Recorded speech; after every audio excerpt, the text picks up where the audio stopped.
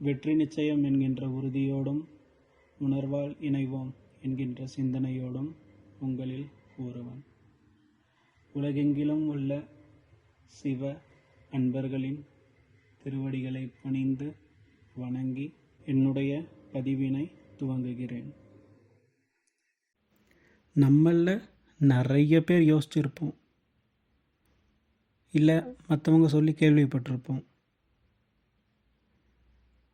எந்த ஜென்மத்தில் யார் பண்ண புண்ணியமோ சந்தோஷமாக நிம்மதியாக வாழ்கிறாங்க அப்படின்னும். பெரும்பாலான நேரங்களில் நாம் சந்தோஷமாக இருக்கும்போது நாம் அந்த சந்தோஷத்தை மட்டும்தான் அனுபவிக்கிறோம். அது எதனால் அந்த சந்தோஷம் நமக்கு கிடைச்சது அப்படின்ற பற்றி நம்ம யோசிக்கிறது கிடையாது. நாம் சந்தோஷமாக இருந்தோம் அப்படின்னு சொன்னால் அது நம்மளை சுற்றி இருக்கவங்களுக்கு பொறுக்கவே பொறுக்காது. அப்போ அவங்க தான் இதை பற்றி யோசிப்பாங்க, எந்த ஜென்மத்தில் யார் என்ன புண்ணியம் செஞ்சாங்களோ அவன் இன்றைக்கி சந்தோஷமாக இருக்கான் அப்படின்னு. ஆனால் இதே நமக்கு ஒரு துன்பம் இருக்கும்போது, நாம் துன்பமான காலகட்டத்தில் வாழ்ந்துட்டுருக்கும்போது நமக்கு நாமளே யோசிச்சுப்போம், அந்த துன்பத்தில் மூழ்கி போய் எந்த ஜென்மத்தில் யாருக்கு என்ன செஞ்சோமோ இன்றைக்கி நாம் ரொம்ப கஷ்டப்பட்டுட்ருக்கோம் அப்படின்னு. நாம் நல்லா இருக்கிறதுக்கு காரணம் நம்மளுடைய நல்வினை. நம்ம கஷ்டப்படுறதுக்கும் துன்பப்படுறதுக்கும் காரணம் நம்மளுடைய தீவினை.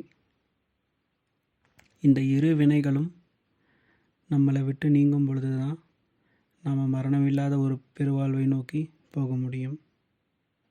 அந்த மரணமில்லா பெருவாழ்வை நோக்கி போகணும்னு சொன்னால் அது ஒருத்தருடைய உதவி இல்லாமல் நிச்சயமாக போக முடியாது.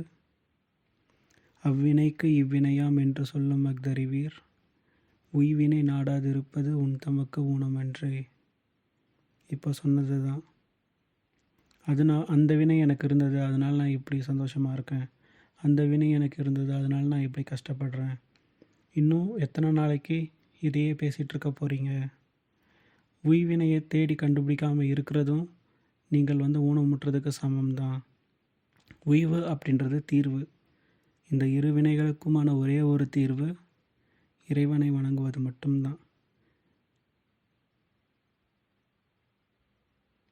அதனால் எந்த செயல் நாம் செஞ்சாலும் அந்த செயலுக்கு காரணம் இறைவன் அப்படின்றத நினச்சி நாம் பண்ணும் பொழுது அந்த வினைகள் எல்லாமே நம்மளை தீண்டாது. எனவே நம்ம எந்த செயல் செஞ்சாலும் அவரை நினச்சிட்டு செய்வோம். நன்றி, வணக்கம்.